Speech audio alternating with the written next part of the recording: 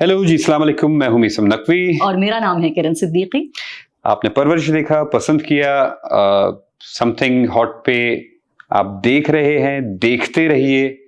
बहुत सारे आपके वो सवाल जो तशना रह गए हैं, उनके जवाब देने के लिए हम मौजूद हैं और यहीं पे हैं। तो देखते रहिए समथिंग हॉट। अस्सलामुअलैकुम ख़वातीन और हज़रात, मेरा नाम हसन चौधरी है। मेरे साथ मौजूद हैं आमना इसानी साहिबा। ओवर टू आमना जी। हमेशा की तरह आमना इसानी साहिबा हमारा पिछले बहुत हफ्तों से बल्कि महीनों से साथ था एक ड्रामे के साथ जिसका नाम है परवरिश। वो इसी हफ्ते ख़त्म हुआ। We were waiting for it to finish because we were really eager to have a deep conversation with the very brilliant writer Kiran and the brilliant director Meesam.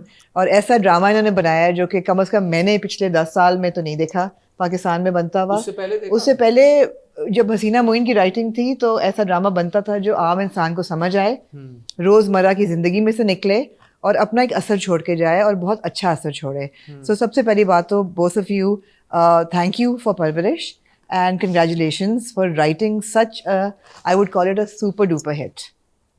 Thank you so much. Thank you so much. ये तो मैं कहूँगा कि इनकी कारस्तानी है। बहुत different लिख रही थी, बहुत अलग चीज़ आ रही थी और सहज जुमला आ रहा था और रोज़मर्रा का जुमला आ रहा था। मुझे शुरू से एक इस कहानी के हवाले से रहा जुमला कि स्लाइस ऑफ लाइफ है, बनाते हैं। तो बस बड़े मज़े की चीज़ें आ गई उसके अंदर और फिर इन साथ दिया, उसे आगे लेके चली। ये सॉरी एक सवाल मैं पहले लॉन्चिंग सवाल पूछ लूँ। ये कहानी बताना क्यों ज़रूरी था? Because this was a risky story to tell. हम अमूमन ड्रामों में जाते हैं तो वो प्यार मोहब्बत की कहानी होती है, 20 समथिंग हीरो होता है, इतनी हीरोइन होती है, उनकी मोहब्बत होती है, एट सम पॉइंट शादी हो जाती है, यू नो मिसअंडरस्टैंडिंग्स होती हैं, बिट्रेयल, ये वो हर चीज़। ये कहानी 6 अदद नौजवानों की, 6 थे, इतने ही थे, इनकी कहानी आप बताना आप लोगों को क्यों ज़रूरी लगा? तुम जवाब दोगी पहले? आप शुरू करें। मैं शुरू राइटर हो? अच्छा। कहानी बताना क्यों ज़रूरी लगा? वंस अगेन बात वहीं से शुरू होगी कि फ़हद भाई का ही आइडिया था। उन्होंने हमें एक ब्रीफ दी थी, मुझे नहीं, अपने डिपार्टमेंट के जो मुझसे जो सीनियर लोग थे उनको, कि उनको कहानी बनानी है एक ऐसे बाप के बारे में जो कि बहुत अरसा मुल्क से बाहर रहा है, अपने बच्चों को वहाँ पाला है और अब इस डर से कि मेरे बच्चे उस माहौल में सही नहीं पल रहे, यहाँ पर ले आया है। और यहीं पे उसका भाई है और पैरेलल में उसके भी 2 बच्चे होंगे जो कि यहाँ के मुआशरे में पल रहे हैं। And that difference has to be established. और उसमें हम लोगों को ये मिला था ब्रीफ के but the story has to revolve around like its Parwarish, but the younger lot has to be the focus because it's their Parwarish. So यहाँ से ये सिलसिला शुरू हुआ था। अच्छा, ये पूरा कॉन्सेप्ट यहाँ तक फाद मुस्तफा का था? ये जो पूरी आपने बात, ये कॉन्सेप्ट हमें बनाया मिला था कॉन्सेप्ट। हाँ, मुझे मेरी डायरेक्टली फ़हद भाई से बात नहीं हुई थी। इन ऑल ऑनेस्टी उस टाइम पे हमारी हेड होती थी परीसा सिद्दीकी, मुझे उनके थ्रू मिला था। जिन्होंने बंस रोड लिखा था। जी बिल्कुल, मुझे उनके थ्रू ये मिला था और उन्होंने फिर ये था कि आगे फिर डिपार्टमेंट में फिर कहानी डेवलप हुई किस तरह से, कौन सा कैरेक्टर है, क्या है। और फिर आपको किस पॉइंट पे मिला? स्टार्ट से, पहले दिन से। और आपकी was there a team of writers जो इस पे काम कर रही थी या ये थ्रू एंड थ्रू आपकी कहानी थी? नहीं, there was a team of writers, like it's the department. मैं क्योंकि नई थी, मेरा राइटिंग एक्सपीरियंस फॉर टीवी नहीं था। Like I was from theatre but I didn't know TV.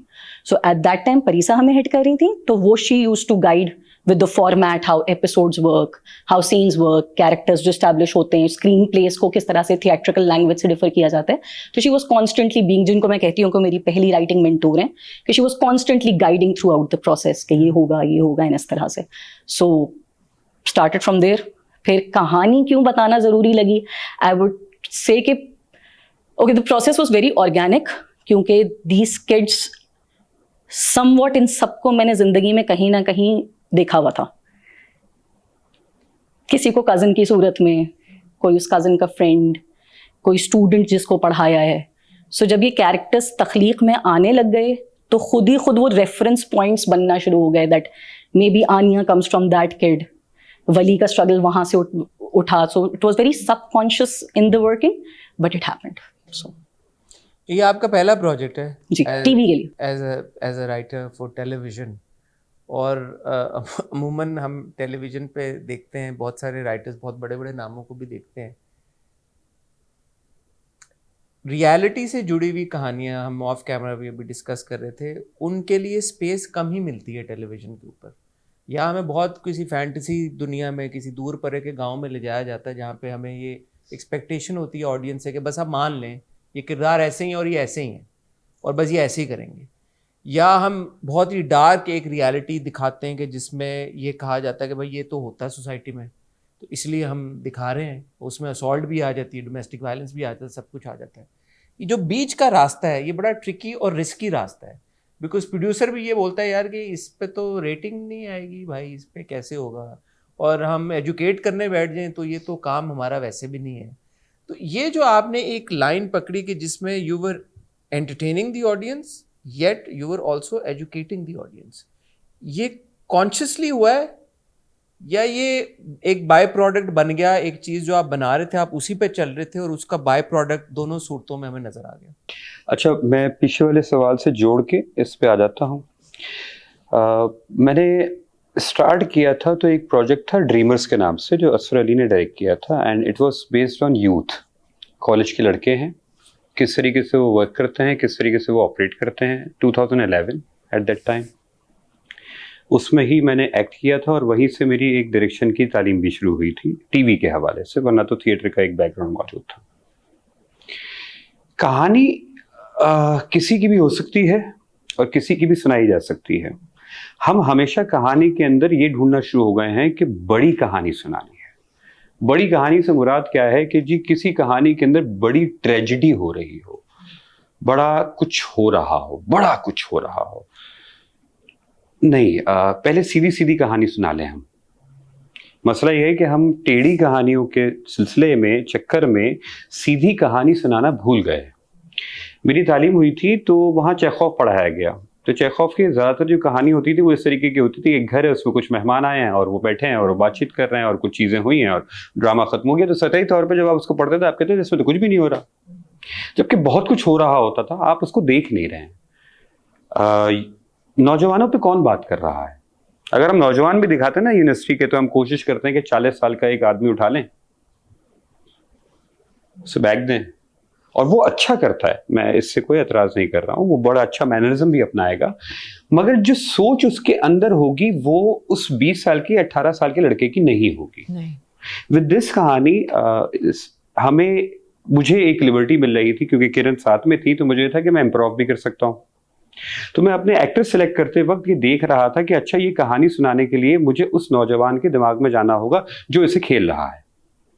उसके दिमाग में क्या चल रहा है, वो चीजों को कैसे देखता है, वो बेसिक इमोशंस को कैसे देखता है, उसके लिए हैप्पीनेस क्या है, उसके लिए सैडनेस क्या है, उसके लिए एंगर क्या है, उसके लिए फ्रस्ट्रेशन क्या है, उसके लिए इरिटेशन क्या है, उसकी कम्युनिकेशन के मसले क्या हैं, उनसे बात करो।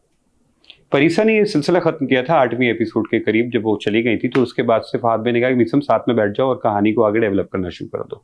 तो हम दोनों साथ में बैठ गए।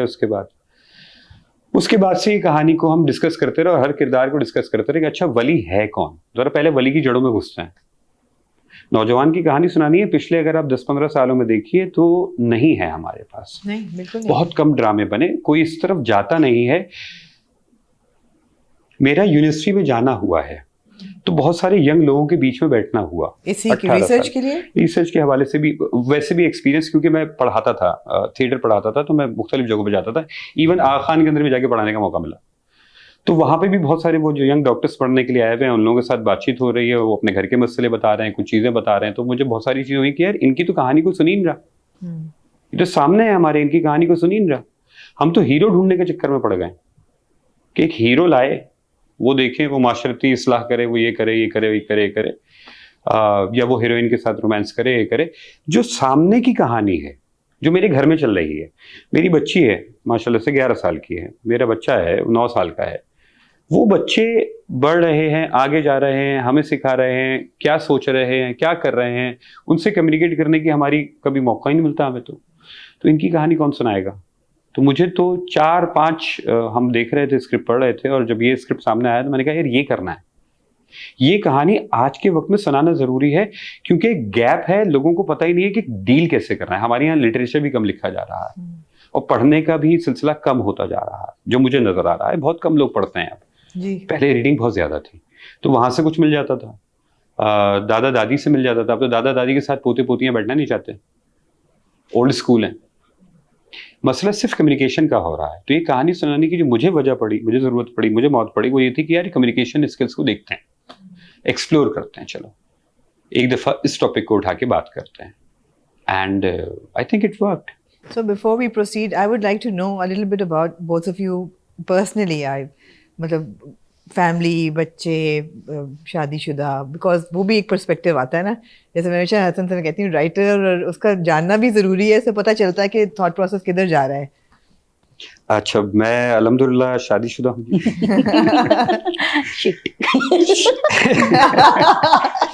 और 3 बच्चे हैं मेरे, माशाल्लाह से। बड़ी बेटी मेरी जैनब है and she is right now 13। बेटा मेरा 10 साल का है। फिर उसके बाद एक छोटी बेटी है हमारी, 3 साल की है वो। माशाल्लाह। तो हमारा सिलसिला तो इन्हीं के साथ चल रहा है। यही घर बना हुआ है, जॉइंट फैमिली सिस्टम है मेरा, हम शुरू से उसी में रहे हैं। भाइयों के साथ हम 3 भाई थे, सबसे छोटा मैं हूँ, और उन्हीं के दरमियान पल बढ़ के चचा, ताया, मामू, हमने तो ये ख़ानदान वाले रिश्ते देखे हैं और मुझे हमेशा से ये रिश्ते पॉजिटिव मिले हैं। मैं दूसरों की बात नहीं करूँगा। एक रीज़न ये भी था इस स्क्रिप्ट के अंदर, वापस भी अगर मैं थोड़ा सा कनेक्ट करूँ, मुझे ख़तरनाक पुप्पो नहीं मिली या मुझे जो है वो कोई उल्टे से चचा नहीं मिले। दे वर ऑल लविंग। वो प्यार करते थे, वो चीज़ें समझाते थे। हिंदुस्तान से हमारा ताल्लुक़ अमरोहा की एक जगह है जहाँ से अदब में बहुत सारे लोग निकले हैं। कमाल अमरोवी साहब हैं, जॉन इलिया साहब हैं, बहुत सारे नाम हैं, रईस अमरोवी साहब हैं। तो हमारे यहाँ वैसे भी एक सिलसिला ये लगा रहता था कि जो है वो आज ये शायर आ रहे हैं या इस पे बात हो रही है, मशायरा हो रहा है, फला जगह जा रहे हैं। तो मुझे कल्चर के अंदर जुड़ी हुई चीज़ें मिली हैं, जड़ों से जुड़ी हुई चीज़ें मिली हैं, और मैं दिखाना नहीं चाहता। मुझे उलझन होती है जब ऐसे रिश्ते नज़र आते हैं कि वो पुप्पी ने ये कर दिया या फला ने ये कर दिया, मुझे समझ में नहीं आता पर्सनली। पुप्पी तो या चची या मामी या मामू, ये तो बड़े करीबी रिश्ते हैं आपके, ये तो जान छिड़कते हैं यार। इन पे भरोसा किया जाता है, ये दूसरे माँ बाप होते हैं आपके। तो इस कहानी को सुनाने का एक मकसद ये भी था कि बर्तन बचते ज़रूर हैं साथ रहते हुए, लेकिन इसका ये मतलब नहीं है कि उनकी इंटेंशंस गलत होती है। हमें इंटेंशंस को दिखाना आना चाहिए, वो हम नहीं दिखाते। हम मसाले के चक्कर में पड़ गए, मसाला दिखाएं। तो वो जो आप कह रहे थे कि डार्क कहानियां सुनाते हैं या फिर वो कहानियां सुनाते हैं, हम न्यूट्रल कहानी नहीं सुनाते। न्यूट्रल सुनानी चाहिए। 2 बेसिक इमोशन जहाँ से थिएटर निकले, जहाँ से हम ड्रामे की बात कर रहे हैं, कॉमेडी या ट्रेजेडी, ग्रीक्स की अगर हम बात करें तो वो 2 अलग अलग चलते थे और आगे जाके फ्यूज किया गया उन दोनों को एक साथ, तो फिर शेक्सपियर भी निकला जिसके ट्रेजेडी के अंदर कॉमिक रिलीफ्स मौजूद थे। तो ड्रामे की भी अपनी एक स्टडी है। अगर लोग वो कर लेना तो वो सिर्फ डार्क कंटेंट की तरफ नहीं जाएंगे, वो न्यूट्रल होकर बात करने की कोशिश करेंगे, उसका इम्पैक्ट ज़्यादा होता है। I was very much inspired by Rajkumar Hirani when I saw 3 idiots कि यार ये बड़ा अच्छा आदमी है, ये गाना कर रहा है, हंसी मजाक चल रहा है, और एकदम से गाने के एंड में एक ड्रोन ऊपर उड़ता है और एक बंदा फांसी पे लटका है। तो उसका जो इम्पैक्ट था एज एन ऑडियंस वो बहुत ज्यादा था। तो व्हाई नॉट इस तरह की चीज की जाए। और रियल लाइफ भी ऐसी है, आप हंस रहे होते हैं, हंसते हंसते एकदम से कोई ऐसी चीज भी हो सकती है, आप रो रहे हैं और रोते में third person point of view से अगर आप घर के झगड़ों को देखें ना, आपको फनी लगेंगे। तो इसके फ्यूज किया जाए, इस चीज को न्यूट्रल करके पेश किया जाए तो क्या बुराई है। न्यूट्रल में मसाला नहीं मिलता ना, मसाला अच्छा नहीं, मसाला मिल जाता है, ऐसा नहीं है मसाला वो वाला नहीं मिलता ना जो लोग चाहते हैं, जो लोग चाहते हैं। ये जरा ट्रिकी वाटर, ये है ना मर्की वाटर। तो वो है कि लोग क्या चाहते हैं, लोग क्या चाहते हैं। आई एम सॉरी, मैं इसके ऊपर मेरी डिबेट है। आप उन्हें मुस्तकिल एक चीज दिखाएं और आप कहें लोग यही चाहते हैं। कितने एक्सपेरिमेंट्स किए हैं आपने? मेरा सवाल है, ये सबसे सवाल है। नहीं, इतने तो किए हैं कि अंदाजा हो गया है कि लोग इतने भी नहीं है, आइदर वे भी इतने भी नहीं है। हाँ, वो नहीं है। वो देखना चाहते हैं, आप उनको दिखा वही रहे हैं और आप इम्पोज कर रहे हैं ये आइडिया कि नहीं, वो ये देखना चाहते हैं। मेरा अगला सवाल आपसे यही था, अनलेस आप अपना जाती जिंदगी के बारे में अगर। हाँ, मैं किरण का भी जानना चाहूंगी। अच्छा, किरण का भी अगर आप जानना चाहती। मैं तो नहीं पूछता भाई खवातीन से। बैकग्राउंड के हवाले से आई थोड़ा सा। थिंक अगर मैं परवरिश के ही उस पे बात करूं, जो हमने परवरिश का कैनवस खोला था, उस हवाले से the foundational years of my life, क्योंकि मेरी वालिदा की तबीयत थोड़ी ख़राब होती थी, मैं was very like small, a few months and stuff, तो मेरे जो फाउंडेशनल ईयर्स हैं वो मेरे नाना नानी के साथ गुजरे हैं, because they were helping my mom raising me. So that time, उस टाइम पे I even experienced the joint family system. मामू साथ रह रहे हैं, खाला आ रही हैं, खाला के बच्चे हैं, everything. So my influence of joint family system, of nana nani and everything has been extremely positive. Like even to date, I know that wherever I stand, yes, मेरे parents का obviously उन लोगों का credit है, but it has a lot more credit to my mamu, to my khala, to my nana nani. Like my khala has been a person जिन्होंने, ऐसा भी हुआ है, जैसे मैंने बताया था कि इनिशियली मेरी फैमिली थोड़ा सा मीडिया को लेकर के डाउटफुल थी कि तुम किस फील्ड में जा रही हो. सो दे अक्सर रिहर्सल्स होते थे, हम रात को देर देर तक रुकते थे, तो माई खाला यूज टू प्रोटेक्ट मी इन अ वे कि अम्मी को बोल देती थी मेरे पास आ गई है, और मैं फिर रिहर्सल लेट कंप्लीट करके खाला के घर जाती थी. So these things, I have a very positive experience with relationships. So when परवरिश हैपेंड, एक तो सर जो आपका जो एक सवाल था कि अब ये दो चीजें साथ मर्ज हुई, ऐसे कि theatre now talks about realism a lot. Theatre भी इन इट सेल्फ, एक जमाना था कि थिएटर में वही जो शेक्सपियर की हम बात करेंगे, लार्जर देन लाइफ परफॉर्मेंस हो रही है तो उसमें हाथ हिल रहे हैं, and there is a monologue happening, soliloquies happening. But later theatre evolved into realism, जिसको हम बहुत हद तक कभी कभी ड्राइंग रूम थिएटर के सेंस में भी कहते हैं. सो हमने जो theatre, like when I entered TV, तो तब तक जो मैं थिएटर प्रैक्टिसेस कर आ रही थी वो रियलिज्म की साइड पर थी. So I had that influence of realism, that merged with the influence of the family. कि अब्बा हैं तो हाँ अब्बा, yes he will have his reservations, but that does not mean that he means bad. मेरे अब्बा का अगर उनको मीडिया से प्रॉब्लम थी तो इट वॉजंट कि तुम मीडिया में मत जाओ, it was like have an education so that अगर at least with in Pakistani market तुम सर्वाइव कर सको. If it doesn't work, right, so you need to have a degree, or you must be of an age where you understand right and wrong. You should not be too young कि तुम वहां जाओ और तुम्हें समझ में ना आए और तुम टैकल ना कर सको चीजें. So this influence with relationship, the training that I got from theater, they somewhere merged and तो वो नजर आ रहा है ना happened. परवरिश में पूरी ये आपकी. अच्छा, उसमें background एक है. चीज़ और भी है, जैसे कॉमेडी ट्रेजेडी की हम बात कर रहे हैं. देखिए, दो बच्चे हैं, एक सीन से मैं समझाने की कोशिश करता हूँ. एक समीर है, एक वली है. वली को थप्पड़ पड़ा है, वो कमरे में लाइट बंद करके बैठा हुआ है. अच्छा, it is not forced comedy कि मैं कॉमेडी डालने की कोशिश कर रहा हूँ, नहीं, मैं मिजाज की बात कर रहा हूँ, किरदार का मिजाज क्या है. समीर को थप्पड़ पड़े हैं, उसके लिए ये चीज़ एक नॉर्मल सी रही है जिंदगी के अंदर, वो उसको लाइटली ले रहा है. वो कह रहा है कि यार एक थप्पड़ पड़ गया, वहाँ पे कमरे के अंदर जो है लाइट बंद करके बैठ गया. एक चमाट मारा यार, एक चमाट से क्या होता है? एक चमाट से कुछ नहीं होता भाई. हम भी बड़े यार, हम तो बिल्कुल ठीक घूम रहे हैं, हम तो ये नहीं कर रहे हैं.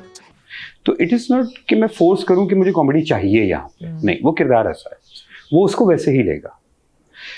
वली उसको वैसे लेगा क्योंकि उसके सर्कमस्टांसेस डिफरेंट रहे हैं, उसकी परवरिश भी डिफरेंट रही है. तो जब आप किरदारों को इस तरीके से समझना शुरू करेंगे तो आपके लिए वो वाला एलिमेंट भी निकल जाएगा कि स्पेशली ये कॉमेडी लिखी गई है या फिर ये लिखी गई है. आप किरदारों को डिफाइन कर लें प्रॉपर तरीके से. That's the combination. एक हम बहुत कॉन्वर्सेट, क्योंकि हम अक्सर राइटर्स और डायरेक्टर्स के इंटरव्यूज़ करते हैं, तो ये बात भी बहुत सुनने को मिलती है कि यार जो मेरा विजन था वो कंप्लीटली उस पर मैं काम नहीं कर सका या कर सकी. राइटर्स भी अक्सर ये बोलते हैं कि यार हमारे, अब तो खैर पब्लिकली भी कुछ राइटर्स ने ये बात की है कि जो मैंने जो लिखा था वो उस तरह से नहीं प्रेजेंट किया गया. फिर हम ये भी सुनते हैं कि यार कंटेंट डिपार्टमेंट प्रोडक्शन हाउस का भी होता है, फिर एक कंटेंट डिपार्टमेंट चैनल का भी होता है, फिर वो भी बहुत इंटरफेरेंस होती है. तो by the end of it जो चीज़ हम स्क्रीन पे देख रहे होते हैं वो इतने हाथों से गुजर चुकी होती है कि वो असली मतलब और असली जो मुद्दा होता है वो तो कहीं पीछे रह गया होता है. तो आप लोगों से गुफ्तगू करके ऐसा लग रहा है कि जो आप लोग चाह रहे थे वही आप लोगों ने प्रेजेंट किया. ये कैसे हो गया? ये तो एक बड़ी अनोमली है हमारे. ऐसे तो नहीं होता, ऐसे होता नहीं है सवाए एपिसोड्स खींचने के. हाँ, और अच्छा आपने जो खींची, मुत्तफिक होता. आपने जो खींची भी है उसमें भी वो नहीं लगा कि जैसे टिपिकली खींचती हैं वैसे खींची भी नहीं है. तो इस पे जरा बताएं कि ये कौन सी आप लोगों के पास जादू की छड़ी थी, या इतना आपको खुला हैंड, फ्री हैंड कैसे मिल गया, या ये वाकई मिला, या ये चैनल की क्रेडिट जाता है या बिग बैंग के कंटेंट डिपार्टमेंट को क्रेडिट जाता है, किसको जाता है ये? बहुत लोगों का क्रेडिट है, एक का नहीं है। एक तो मुझे हमें बेसिकली फहद भाई की सपोर्ट बहुत थी। ऐसा नहीं है कि प्रॉब्लम्स नहीं आई, ऑब्वियसली आई, कंटेंट डिपार्टमेंट में आई। अच्छा, ये कलेक्टिव आर्ट है। मेरा मानना, मैं जो ये कह रहा हूँ, मेरा विजन है फिल्म मेकिंग के अंदर। ये सब अगर कोई बोले कि मेरा विजन है, यस, दैट्स अगेन वो कहा जा सकता है। फिर भी film is a 90 minute narrative. आप लॉन्ग नैरेटिव पे हैं जिसमें आपको बनाने हैं 1600 सीन या 1000 सीन, जिसका मतलब यह है कि आप लेके जाएंगे इससे 1000 मिनट तक, तो आपको सहारे की जरूरत पड़ेगी। अब बाहर बेस्ट ने इसका एक तरीका निकाला, जब वो सीरीज बनाते हैं तो there is a creator, then director, then writers की टीम। उन्होंने कहा कि एक डायरेक्टर से काम नहीं चलेगा। उन्होंने 3-3 डायरेक्टर्स हायर करना शुरू कर दिए, उन्होंने 3-3 स्टोरी टेलर्स राइटर के तौर पर हायर करना शुरू कर दिए। That's how it becomes good. तब वो बनता है। कोई भी अपने अंदर सुपरमैन नहीं होता। ये मेरे अकेले की, हमने जो आखिरी एपिसोड में एक बात बोली है ना कि जो तुम खाना खाते हो एक वक्त कभी ना, उसमें भी पीछे 1000 लोगों की मेहनत है। वो किसान गया होगा, उसने बीज बोया होगा, किसी ने कटाई की होगी, कहीं पहुंचा होगा, कहीं आया होगा। इसमें भी राइटर भी है, उसका भी पूरा इंटेलेक्ट मौजूद है, डायरेक्टर का भी मौजूद है, एक्टर का भी इंटेलेक्ट मौजूद है। फिर वो कंटेंट टीम की बहस भी है, वो भी बात कर रहे हैं। मुद्दा ये है कि आप उनको मना कैसे रहे हो। कंटेंट टीम प्रॉब्लम करेगी, वो कहेगी यार हमने फॉर्मूला देखा हुआ है, ये ड्रामा हिट होता है इस तरीके से। आप उन्हें कह क्या रहे हो, आप उसे कैसे मना रहे हो? एक तो आप हथियार डाल के बैठ जाओ कि कंटेंट टीम ने कह दिया मुझे नौकरी करनी है, अब तो यही है जो भी है, सेफ एरिया है ना। मैं कुछ लोगों के नाम नहीं लूंगा, लेकिन मुझे लगा, ऐसा फील हुआ है कि यार जैसा लिखा हुआ है वैसा कर दो, अगर फेल हो गया राइटर के ऊपर जाएगा। हुआ है, सही है ना, चैनल के ऊपर जाएगा, भाई मैंने तो नहीं किया, जैसा आपने दिया था वैसा मैंने कर दिया। आपकी चीज है, ओनरशिप लें सर।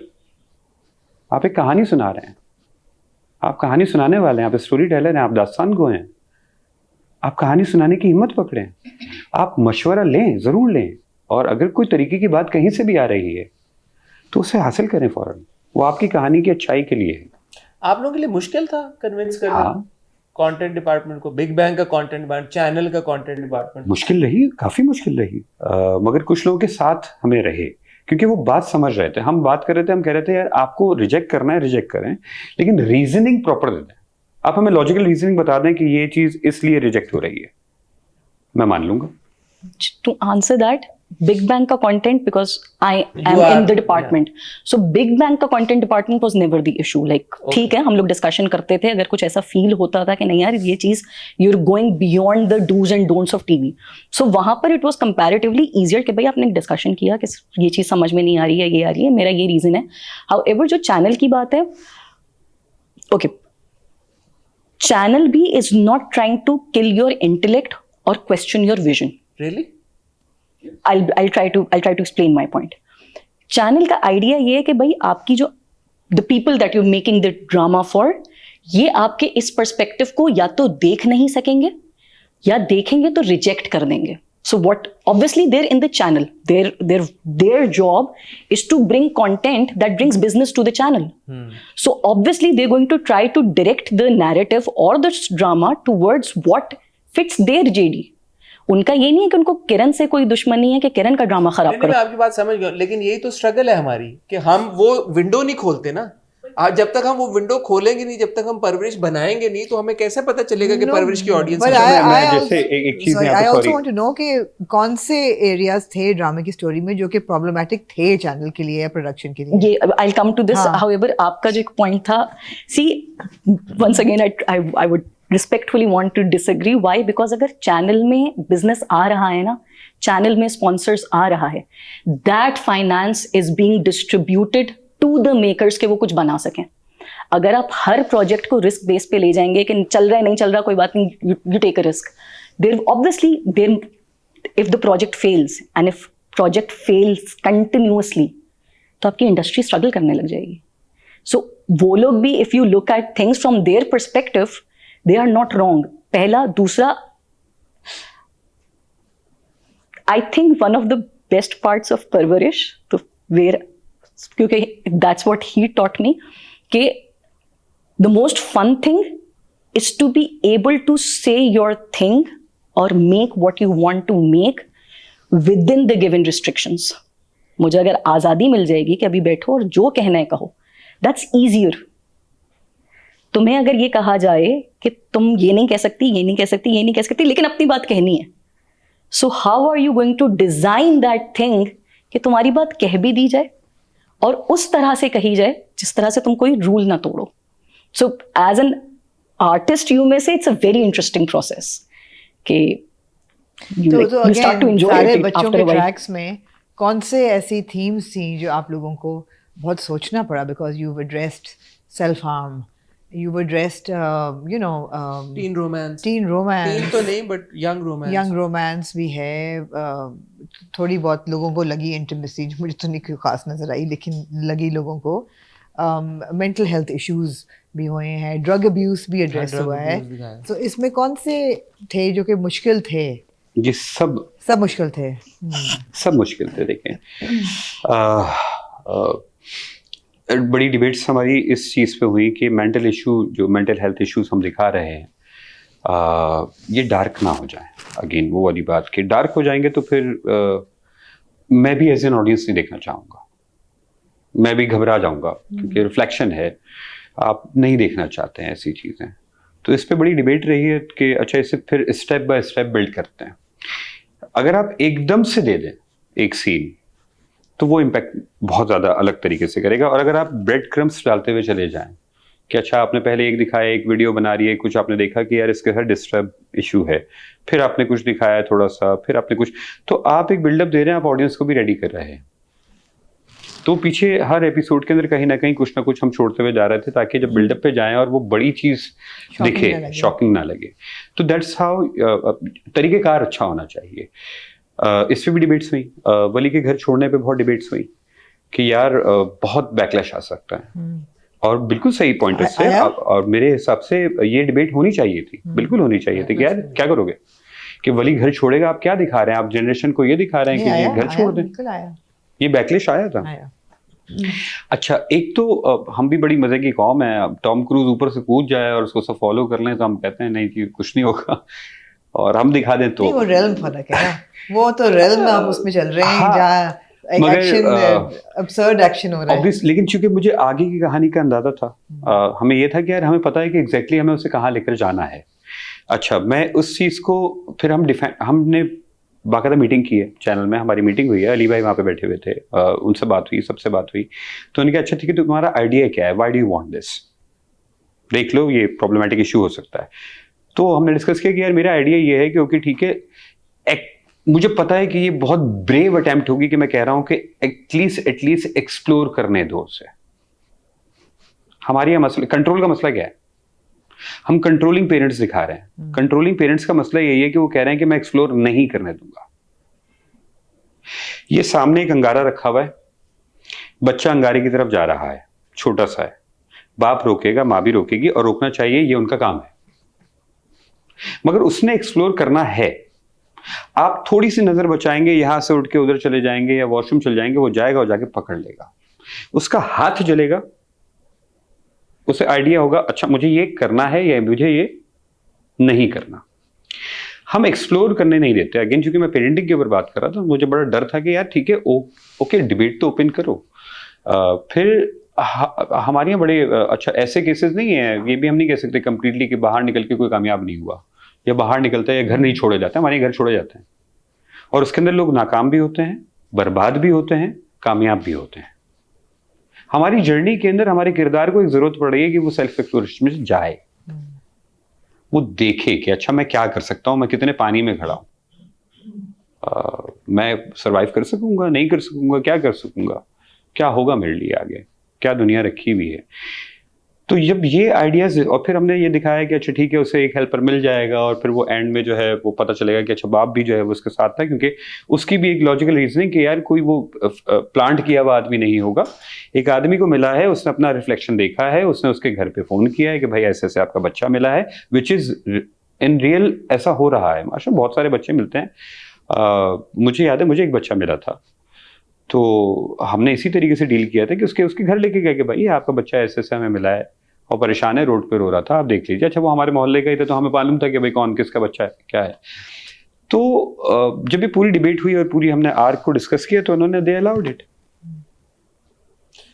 कास्टिंग आप लोगों ने कैसे की है? आप समर और ऐना के साथ तो आप पहले भी काम कर चुके हैं और आप उनको जानते थे, बट ओवरऑल अगर देखा जाए तो आपने नुमान इजाज साहब बहुत बड़ा नाम है, उनको आपने कैसे कन्विंस कर लिया कि भाई ऑन पेपर तो उन्होंने शायद देख के बोला यार what is in it for मी।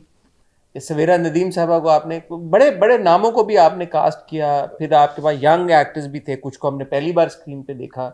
ये प्रोसेस जरा समझाएं और बताएं। मैं थोड़ा सा सर लकी रहा हूँ।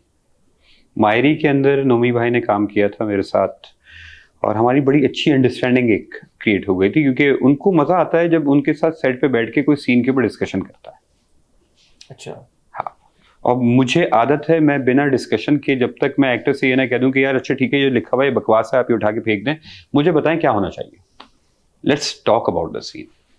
पीछे वाले सीन के अंदर ये इमोशनल कंटिन्यूटी आपने छोड़ी है। तो इस तरीके की हमारी गुफ्तगू बहुत सारी नोमी भाई से बहुत सारी होती थी। तो उनको ये था कि मुझे तुम्हारे साथ काम करना है भाई, मुझे बहुत छोटा सा काम किया, हमें आगे काम करना है। तो एक दिन उनका मैसेज आया, मैं हसरत कर चुका था मायरी के बाद। उन्होंने कहा मैंने सुना है नया ड्रामा बनाने जा रहे हो, मैं नाराज हूँ तुम मेरे साथ काम नहीं कर रहे।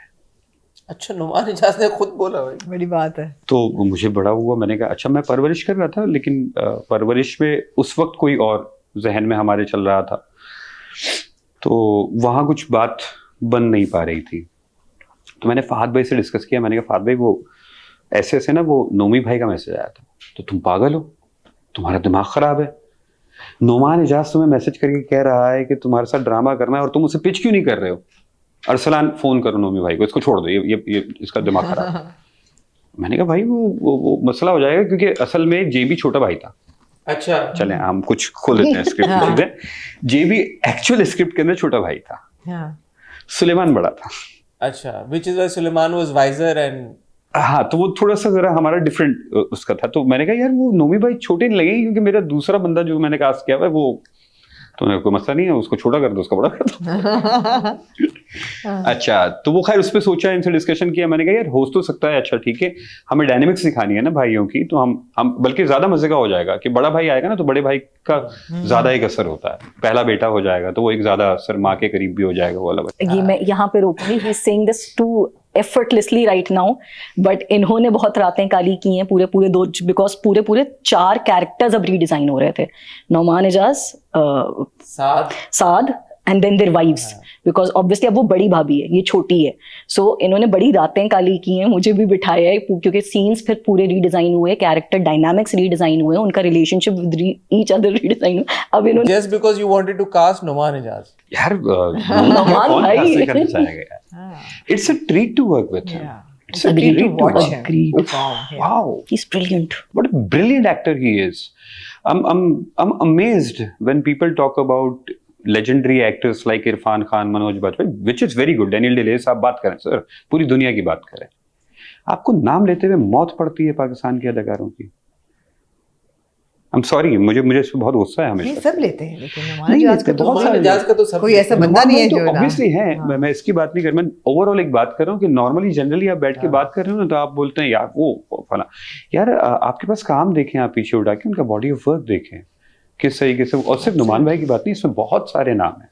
And I agree to his point, क्योंकि शायद ये चीज़ मैंने इसलिए फील की है कि कभी अगर हम इरफान खान की या नवाजुद्दीन सिद्दीकी की हम इनकी बात करते हैं, so yes we even talk about the postures they take, the eye movements they make, and that's exactly what even Nauman भाई डज।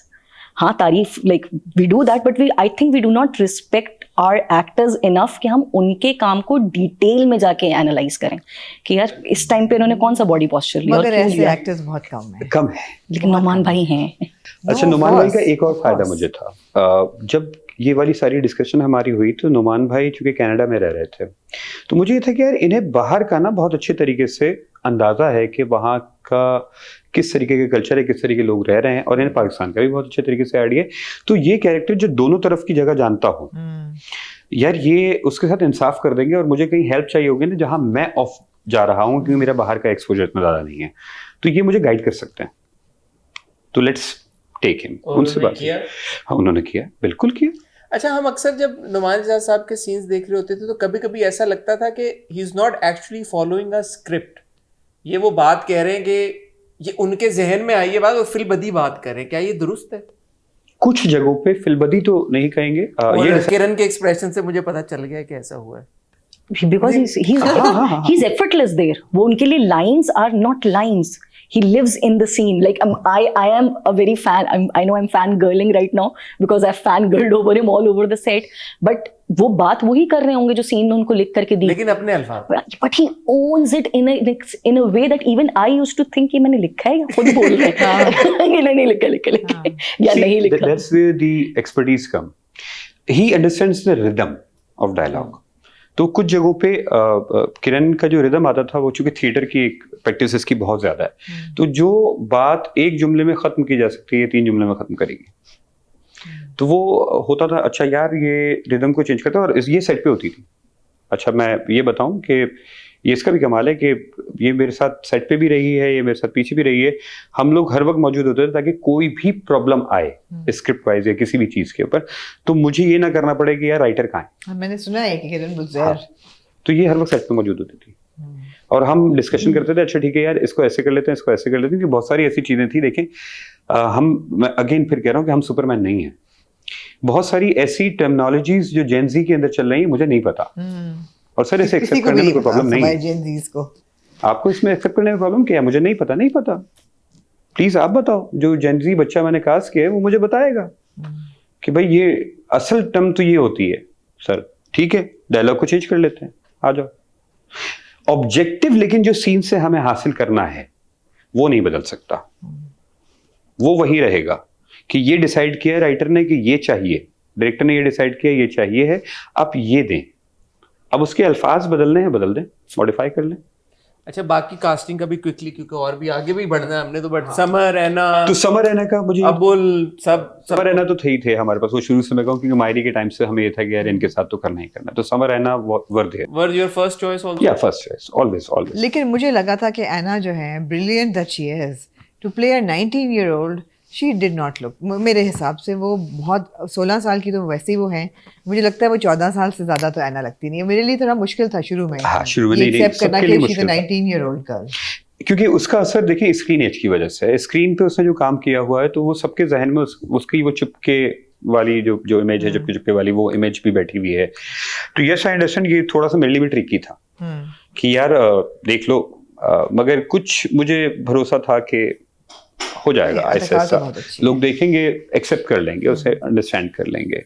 बट इन दोनों में मुझे कोई दूसरी चॉइस का मसला नहीं था। मुझे था कि यार बाकी बच्चे ये समर का अगेन एक चीज जो कैरेक्टराइजेशन के हवाले से उसका भी बाहर का एक्सपोजर बहुत ज्यादा है, तो मुझे ये नजर आ रहा था कि यार ये वाला किरदार अगर उसको समीर दिया जाए ना तो शायद वो इतना इंसाफ नहीं कर सकता था, क्योंकि वो रूटेड नहीं है यहाँ का।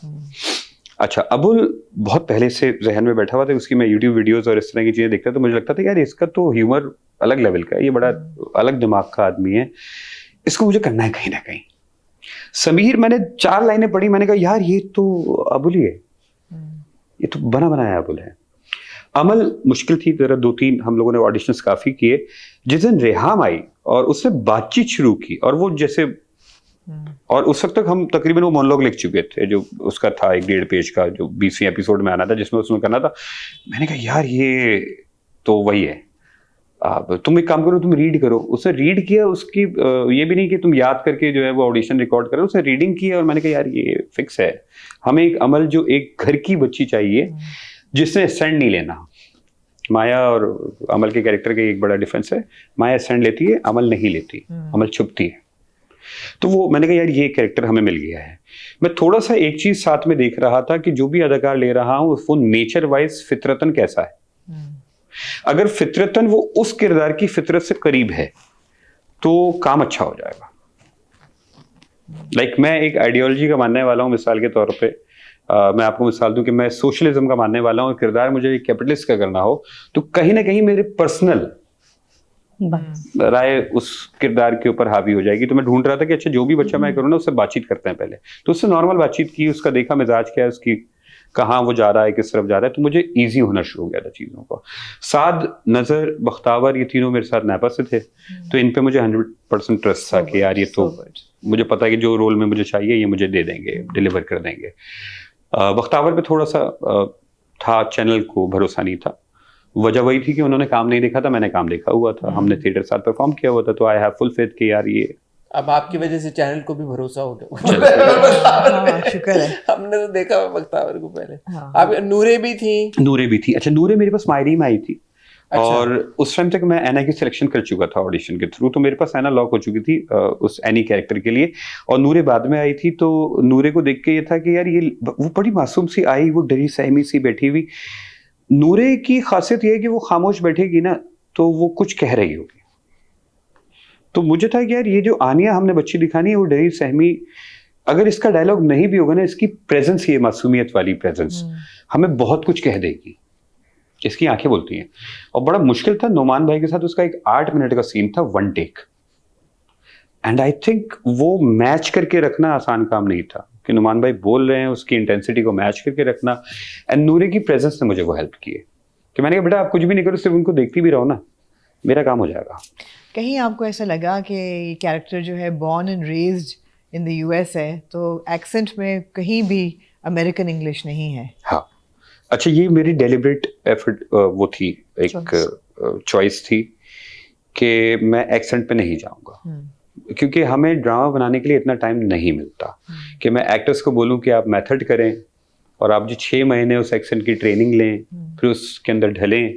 मैंने कहा लोगों को मैंने मैसेज जो देना है या मैंने जो कहानी सुनानी है वो इंपॉर्टेंट है, मेरा एक्सेंट इंपॉर्टेंट है।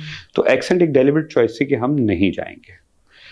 बहुत प्रॉब्लम्स हैं, बहुत प्रॉब्लम्स आ जाती हैं। फिर दूसरे ये कि किरदार से अटैच नहीं होते, रिलेटेबल नहीं रहता, बहुत सारी चीजें होती। मैंने कहा क्या होगा, शुरू की 2-3 एपिसोड में ये बोलेंगे ना कि यार वो अमेरिकन एक्सेंट पे नहीं बोल रहे, कोई बात नहीं, ऐसे ऐसे कहानी आगे बढ़ेगी, वो उसे अडेप्ट कर लेंगे। But they were very keen on the fact कि ग्रामर सही रहनी चाहिए, फ्लुएंसी रहनी चाहिए, सो उन सब चीज़ों का फिर ध्यान रखा गया। बिल्कुल। थोड़ा सा ये भी हमें, जैसे आप कह रहे थे कि कंटेंट डिपार्टमेंट की बात है, ये भी था हमें कि यार इतनी ज़्यादा अगर बच्चे अंग्रेजी बोल रहे होंगे तो तुम मास्टर से कनेक्ट कैसे करोगे। मैंने कहा आप इंटेलिजेंट, आप जो है ना ऑडियंस को अंडर एस्टिमेट नहीं करें। अब तो ड्रामा खत्म हो गया, मुझे इस सवाल का जवाब चलने लग गया, दे ही दें। कितना कनेक्ट कर गया है परवरिश मासेस के साथ? और वो जो एक जैसे अगर चैनल को कोई खदशा था या एक इम्प्रेशन ये था यार कि फिगर एक हाइपोथेटिकल फिगर के जी 90% ऑफ द ऑडियंस को रीच कर देगा, यार ये ऑफ बीट ड्रामा है, ये तो यार 40% को रीच करेगा। तो आपकी असेसमेंट में now that it has ended, कितनी परसेंटेज को रीच कर गया ये? देखिए मुझे लगता है कि जो शायद चैनल ने सोचा होगा वो सोचा होगा 30 to 40% लोगों को रीच करेगा। मुझे ये था कि मैं 60 भी अब क्रॉस कर जाता हूँ तो आई think I have achieved my goal. मुझे लगता है 60-65% हम अचीव कर गए अपने टारगेट को in terms of this mathematical calculation. Reason ये है कि देखिए अभी भी मैं मानूंगा कि बड़ा नंबर भी हो सकता है। मैं शायद उसके 2-3 रीजंस हैं। मैं प्योर कैलकुलेशंस की अगर बात करूं, yes ratings are good, yes viewership on is also good, but बहुत सारे वो इलाके जहां मैं बात करूं, बहुत रिस्पेक्टेड एक्टर हैं हमारे दानिश भाई, उनकी अपनी एक रीच है। Like his episode will get 20 million 15 million in easily. ये जरा मुश्किल काम है कि आप वो 20 मिलियन लोगों तक अपनी बात को, इस तरह के ड्रामे को आप पहुंचा सकें। ऑल्सो बिकॉज आपके पास वो वाली स्टार पावर भी तो नहीं है। स्टार पावर भी नहीं है मेरे पास। बहुत सारी चीजें मुझे पता है कि यार रुकी हुई हैं, मुझे पहुंचाने में टाइम लगेगा। तो यस पहुंचा है। मैं भी आपके यहाँ आ रहा था, रास्ता ढूंढ रहा था, एक गलत घर पे खड़ा हुआ था, तो फोन पे बात कर रहा था मैं किरण से, तो उसी टाइम एक बाइक वाला आके रुक गया, तो मैंने कहा आज मोबाइल गया भैया, मिसम साहब आज मोबाइल गया। वो बच्चा उतरा, उसने कहा सर एक सेल्फी लेनी है आपके साथ बॉस। तो मुझे लग रहा है अगर रोड पे ऐसे कोई उतर के आ रहा है तो मैं फोन नहीं छीन रहा, और फोन नहीं छीन रहा और कह रहे बॉस तस्वीर खींच लो यार एक, तो मैं कास्टिंग की बात ही हो रही है। तो आपकी कास्टिंग किसने की? ये मेरी बेटी अमीरा का क्वेश्चन है। आई हैव टू से अमीरा माशाल्लाह इज 10-11 इस एज ग्रुप में, एंड इट्स नॉट हर। उसको तो मैंने बोला बेटा you must watch it. Her friends are watching Parwarish, they are all watching it, they watched it and they knew about the drama and they knew about what was going on. Well, since you're plugging your 11-year-old, I'll plug my 27-year-old sitting in New York. He is watching it as well. So I mean, I think that's also. So from 11 till 27.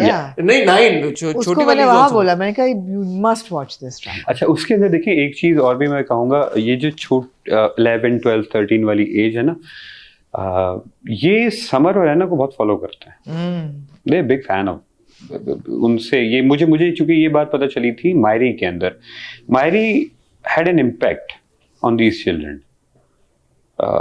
उसकी reading की अगर मैं बात करूं तो परवरिश ने reading कम मारी है, वो 19.8 पे गया था। या अगर आप आखिर में कोई मंगनी शंगनी दे देते शायद वली और उसकी अरे आखिर माया बात है, की, अच्छा पहले हाँ, अपनी तो फिर कास्टिंग के आपकी बारे में, रेटिंग भी हिट कर जाती। पहले आप अपनी कास्टिंग के बारे में। इस तरीके से ये सारी चीजें हुई। किरण आपने किया कास्ट मीसम यही मैं इसीलिए बार बार इनको ये मैंने खताकारी कास्ट किया है। क्योंकि हमारा जब ड्रामा आगे बढ़ा और हम discussions, because we used to discuss like almost जब एक एपिसोड आ जाती थी और अगले दिन हम ही used to read it, we used to have a discussion, अगर इनका कोई रिजर्वेशंस होती थी हम बात करते थे। पर देयर केम अ पॉइंट जहां पर we started to feel that the canvas of Parwarish has to expand, क्योंकि Parwarish is not just about parents, it is a lot about teachers as well, the kind of teachers you land with. So उसमें फिर हम लोग को, मुझे जैसे था कि इनको भी था कि एक टीचर को आना चाहिए ये वो, and obviously since he has been a teacher जिनका मुझ पर सबसे ज्यादा इन्फ्लुएंस रहा है, so I had this in mind कि यार ये कर लें। सो बट पहले we wrote it and everything, and then I randomly I was like Meesam भाई आप करेंगे? ही वाज लाइक देखूंगा, एंड उस वक्त आगे बढ़ गए, स्क्रिप्ट रीड करने लग गए, एंड वो देखूंगा was maybe I think enough motivation for me because I started to design, I don't know if I should बराबर में बैठे हुए, I started to design the character upon my interpretation of him, कि how I see him। वो डांटेंगे भी, कोई आपको कोई इतनी औखी सी टास्क दे देंगे कि आपको ऐसा लगेगा कि यार सिर्फ मेरा टाइम वेस्ट करना है क्या, and it will turn out that he has an objective behind it. So it was about a lot about him, a lot about Sir Zia, that I started to design the teacher। और मुझे कहीं कहीं डर भी था कि read करते हुए पकड़ लेंगे कि मैंने अग्री नहीं किया कि मैं कर रहा हूँ। मगर somehow somewhat I'm very thankful to him that he agreed to do it। Why did you agree to do it? Sir क्योंकि मैं कसर खा जाती। इससे सर खा लिया था। दूसरा ये कि मैं नापा से एक्टिंग में डिग्री मैंने ली थी, फिर उसके बाद डायरेक्शन की तरफ मूव किया था। तो एक एक्टर तो अंदर कहीं ना कहीं रहा कि यार करना है। ऑब्वियसली डायरेक्शन मुझे ज़्यादा पसंद थी कि यार इस तरफ करना है। एक्टिंग को मैंने सिर्फ थिएटर और दास्तान गोई के हवाले से फिक्स कर दिया था कि या तो मैं थिएटर में एक्ट करूँगा या मैं दास्तान गोई करता हूँ, तो मेरा काम चलता रहता है। वो पर्सनल सेटिस्फेक्शन का काम है, मैं उसे टीवी शीवी में नहीं करूँगा। टीवी मेरी डायरेक्शन मुझे अच्छी लगती है। तो जब वो कैरेक्टर इसने बोला तो वो अंदर एक तो पहले तो वो एक्टर जागा, वो यार कर ले अच्छा है, मज़ा आएगा थोड़ा सा। दूसरा मुझे सबसे ज़्यादा जो अट्रैक्ट किया आइडिया, वो अट्रैक्ट किया कि समर के साथ मेरी बहुत अच्छी दोस्ती है और हमारा रिलेशनशिप तकरीबन एक इसी तरीके का रिलेशनशिप है, मेंटोर और दोस्त भी। और तो मुझे लगा कि यार chemistry will work, Which it did. The chemistry will work. मैं किसी और को लूँगा, मुझे वो केमिस्ट्री क्रिएट करना पड़ेगी, टाइम लगेगा। इसके साथ मेरा इंस्टेंट है, लाइक इट विल, वो आएगा, हम साथ बैठेंगे, हम सीन करेंगे, तो उससे भी पता होगा कि यार क्या करना है। अगर मैंने इम्प्रोव भी कर दिया, कुछ फिल्मबदी भी कर दिया ना, तो मुझे पता है कि यार उसे कैसे रिएक्ट करना है, तो ईजी हो जाएगा हमारे लिए बहुत। तो बस वो। और अमीरा का दूसरा सवाल था, why did boss have to die? तुम बताओ भाई ये जवाब। व्हाई डिड, वो जिंदा भी तो रह सकता था, मारा क्यों उसे आपने? It came from my own learning in life that death is an inevitable reality. And in 2023, I had lost Sir Zia. We had lost Sir Zia. And I've had deaths in the family. नाना नानी की death हुई थी, मामू की death हुई थी। मगर जो टीचर की डेथ होती है ना, specifically a teacher who has changed the entire spectrum of your life, Sir Zia had been that. It's a shock on its own. It's another kind of a grief that literally pushes you to the point where you start to feel कि यार ये इतनी unavoidable reality है कि मैं इससे चाहे जितना भागना चाहूँ मैं नहीं भाग सकती, because obviously Sir Zia was old। और वो मैंने वो टाइम एक डिल्यूजन में गुजारा था कि नहीं सर जिया चिल है, नहीं सर जिया सेट है। अगर कोई बात भी करता था ना कि सर जिया बीमार है, तो I used to deny it कि नहीं सेट हो जाएंगे, क्या हो गया। वो डिनाइल का जो ब्रेक था वो मेरा एक बड़ा पर्सनल प्रोसेस था कि इट हैपेंड। सो वो I think that's where my own personal experience started to come, where I wanted to explore how sudden deaths affect you a teacher's death affect you, and उसका closure फिर किस तरह से आपको मिलता है? जैसे जो वली की जो वीडियो है, एंड में जो बॉस की वीडियो है, that's a closure and everything. So वो मेरा एक पर्सनल एक्सप्लोरेशन था, and why he had to die. शुरू नहीं, मैं ये बात कंप्लीट करूंगी. अमर होने का शौक था भाई. नहीं ये बात शुरू इन्होंने की थी, पहला इनका था कि लाइक इसका बीमारी वगैरह हमने डिस्कस किया एंड एवरीथिंग, और वो डेथ की बात आई और वो वंस अगेन मेरा डिनायल हिट हुआ कि नहीं मुझे मारना नहीं है. बट असल में देखिए क्या होता है कि मैं कैरेक्टर के ऊपर जाऊंगा. कहानी हम किरदारों के थ्रू बता रहे हैं. एक किरदार अगर ऐसा हो जैसे पता हो गया है मुझे कल मर जाना है, तो उसे एक अर्जेंसी होगी कि मेरे जिम्मे जो काम है ना मुझे करना है. अगर कल आपको कोई बैठ के बता दे कि आपके पास 48 घंटे हैं और उसके बाद आपने जाना है, तो आप उस 48 घंटे के अंदर सबसे इंपॉर्टेंट काम सबसे पहले करने की कोशिश करेंगे. तो उस किरदार के पास क्या रीजन है जीने का? वो तो अकेला है, घर बार उसका है नहीं, एक दरवेश मंच किस्म का आदमी है, कुछ नहीं है उसके पास. एक वली मिल गया है उससे, और उसे अपना आप नजर आना शुरू हो गया है, उससे अपनी गलतियां नजर आना शुरू हो गई हैं, उसका भी घर छोड़ना नजर आना शुरू हो चुका है. तो वो चाह रहा है कि यार ये शख्स वैसे न भटके जैसे मैं जिंदगी के अंदर भटका हूँ. और उसे ये खौफ भी मौजूद है कि यार मुझे पता नहीं है मैं कब रहूंगा और कब नहीं रहूंगा. तो ये अर्जेंसी उसको स्ट्रॉन्ग कर रही थी कैरेक्टर को. दूसरा मैं भी एक चीज इंक्लूड करूंगी इसमें. Also this death was important to make Wali realize that life is unpredictable. आपको शिकायत हो सकती है अपने वालिदैन से, maybe they're making mistakes, but they're not around you forever. बाप भी जा सकता है. वली को एक ये भी है कि अगर बॉस चल गया तो बाप का क्या होगा? वो फौरन उठ के जा रहा है, बहुत सारी चीजें हैं उसके पीछे, वो क्यों जा रहा है. एक चीज मुझे बहुत इंपॉर्टेंटली मैंने बचा के रखी कि जी वली जब मिलने के लिए आया था तो बाप ने क्यों नहीं देखा, जिसका बाप ने जवाब भी एक अपना दिया. और वो वली के लिए सुनना बहुत जरूरी था मैसेज कि यार कैसा है वो ठीक है ना, वो सेट है ना, वो कुछ ज्यादा तो नहीं है उसे, उसकी परेशानी वहां पे है. बाप से वो डायरेक्टली सुनेगा, अगर बॉस से सुनता तो एक अलग मैटर होता, बाप से सुनेगा तो उसमें इम्पैक्ट अलग होगा. फिर मैंने उसे कैंसर का एक मरीज दिखाया हुआ है और हर किरदार को हमने ग्रे शीट के अंदर रखा हुआ है. हम कहीं ब्लैक एंड व्हाइट नहीं कर रहे हैं. बॉस अगर बहुत अच्छा भी है तो बॉस की बहुत सारी बुराइयां भी हैं. यस, वो सिगरेट पीता है, वो नशे करता है. हम नहीं उस तरीके से, हम चूंकि टीवी है, मैं बहुत सारी चीजें दिखा था. कुछ सीनों को मुझे स्केल करना पड़ा है, वरना 2 सीन ऐसे भी थे जहाँ पे हम थोड़ा सा आगे गए थे कि यार he is making something and he is doing something. मगर हमने कहा यार ठीक है यार, अभी बच्चे देख रहे हैं अब. और वाकई ये हुआ, मुझे बनाते वक्त ये आइडिया नहीं था कि यार इतने छोटे बच्चे अटैच हो जाएंगे. तो मुझे सीन तो मैंने शूट कर लिया था, बट एडिट टेबल पे मुझे उसे क्रॉप करना पड़ा क्योंकि मैं नहीं चाह रहा था कि वो ये चीज देखे. लेकिन ये मैसेज जरूर पहुंचाना था. मेरा लास्ट शॉट जो बॉस का है डेथ सीक्वेंस के अंदर, वो एक एशे का है, and that ash dissolves into अगरबत्ती इन कब्रिस्तान. So please try to understand, जो गलत काम कर रहा है उसका गलत अंजाम मिलेगा उसे. अगर उसे कैंसर और ये सारी चीजें थी तो उसे अपनी हैबिट्स को चेंज करना चाहिए था, उसे नहीं जाना चाहिए था अपने आप को खराब करने की तरफ. तो उसके अंदर अच्छाइयां भी हैं, बुराइयां भी हैं, दोनों तरफ होती हैं. और बुराई अगर होगी तो उसे फेस करना पड़ेगा. तो ये 3-4 रीजंस उसकी मौत के हमारे पास मौजूद थे. बहुत इमोशनल सीन था आखिरी जो था ना, कि गाना लिखो तो, और उस म्यूजिक के अंदर कहे ना कि मुझे याद रखिए, एक आध गाना हो सके तो मेरे नाम कर देना.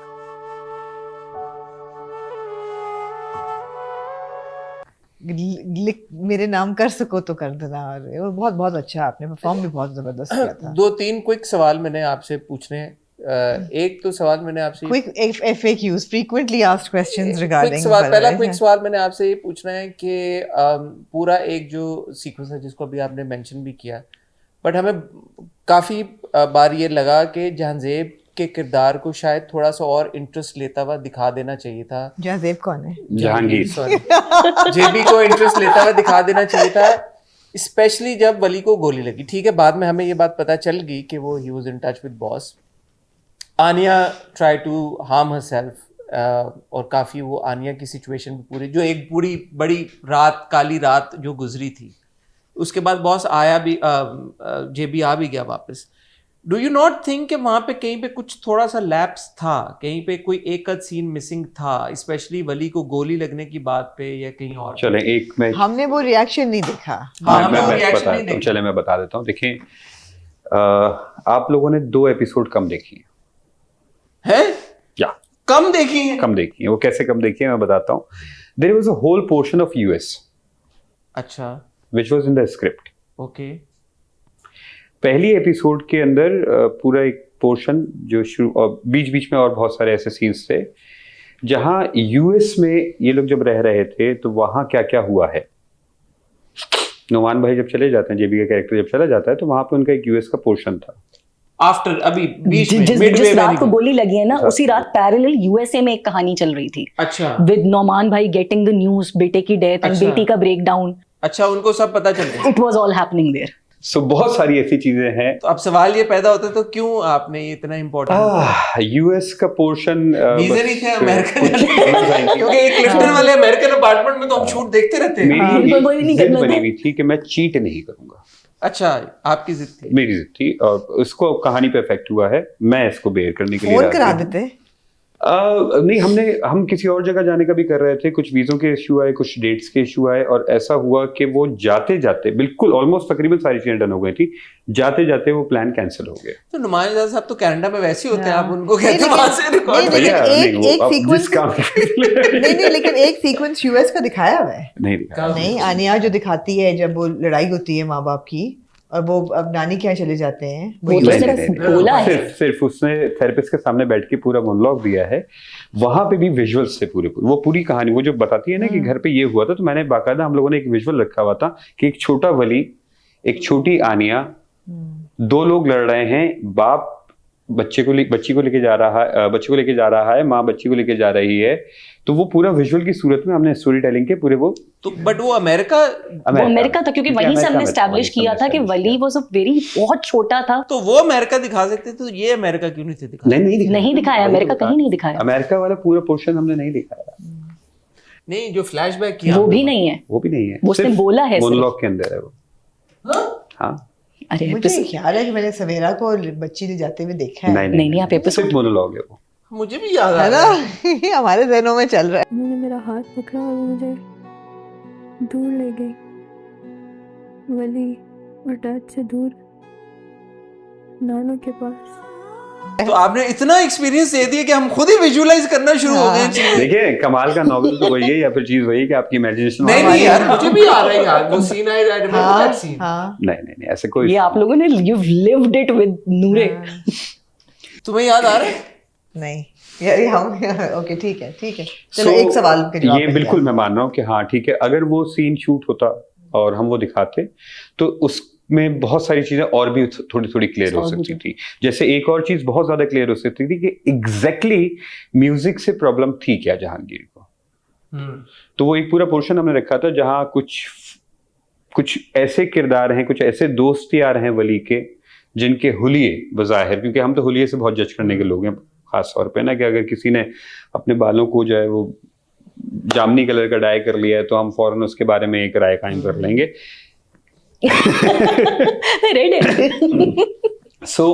तो कुछ ऐसे किरदारों के दरमियान में वली बैठा हुआ है, बाप उसे देख रहा है। तो इस तरह के कुछ सीन्स हमने रखे हुए थे कि जहां उसे बाप को प्रॉब्लम हो रही है कि यार ये यहाँ पे रहेगा तो पता नहीं क्या हो जाएगा मेरे बच्चों का। कल ये मेरे सामने अगर ऐसे हालत में आ गया तो मैं क्या करूँ? तो मैं क्या करूंगा।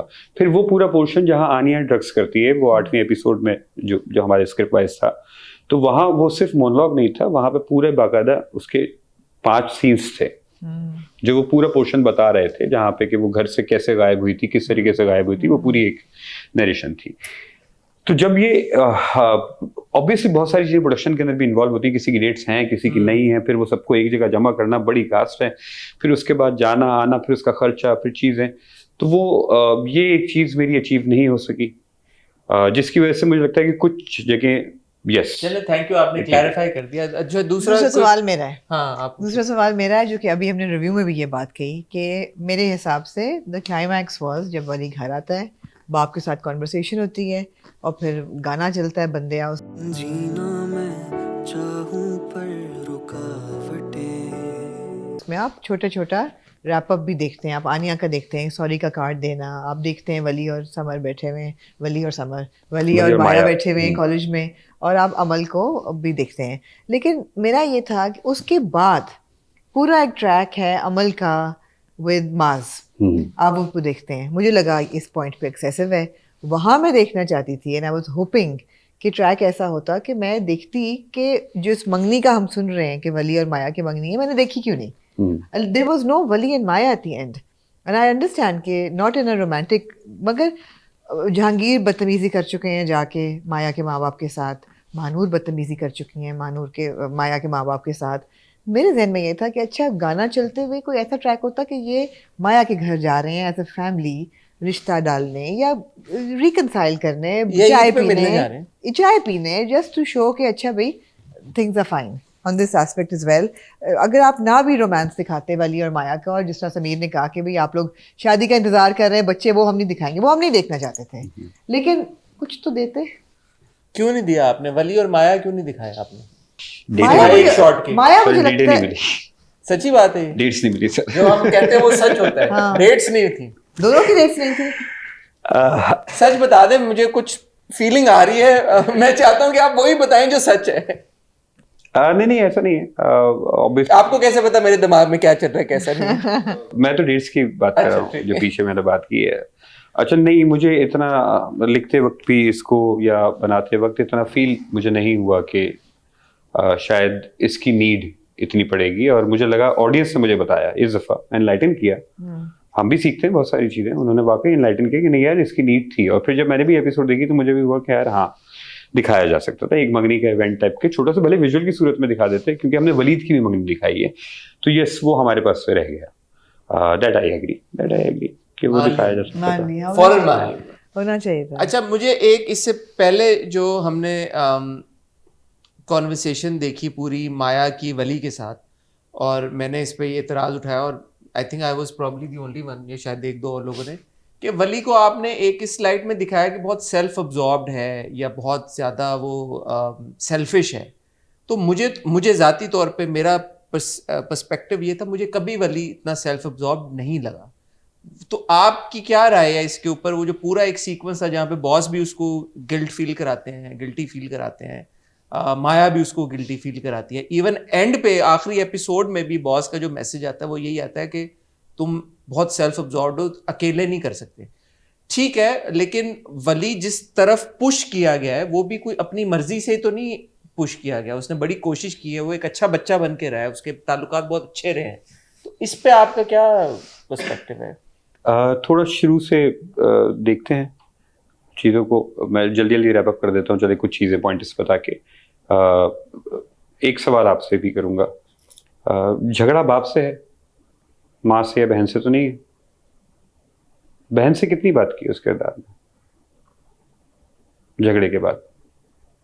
मेरा सवाल नहीं है ये, सिर्फ नहीं मैं एक बात कर रहा हूँ कि क्योंकि देखिए हम कैरेक्टर डिजाइन कर रहे हैं, उसके किरदार में नहीं है, वो नहीं पूछता. उसने अमल को नहीं पूछा कभी. अमल को बल्कि वो जुमला क्या कह रहा है जब वो घर पे आई है, तुम एक कॉल कर सकती थी, जिस पे अमल कह रही है तुम भी तो कर सकते थे. तो दद्दा का नंबर आपके पास था तो आप मुझे कॉल कर सकती थी.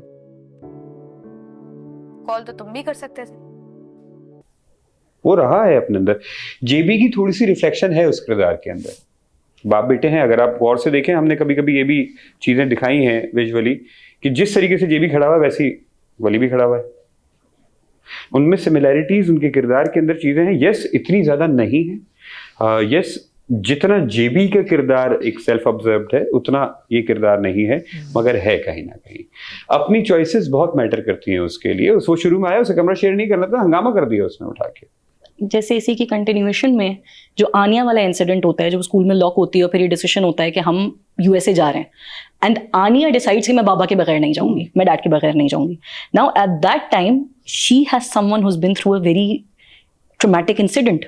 उस वक्त उस बच्ची के डिसीजन को ये डायरेक्ट कर लेना कि मेरा ब्रेकअप हो गया, मेरा म्यूजिक बर्बाद हो गया, मेरी एजुकेशन चली गई, तुम्हारी वजह से हम यूएसए नहीं जा रहे, that's him being self absorbed.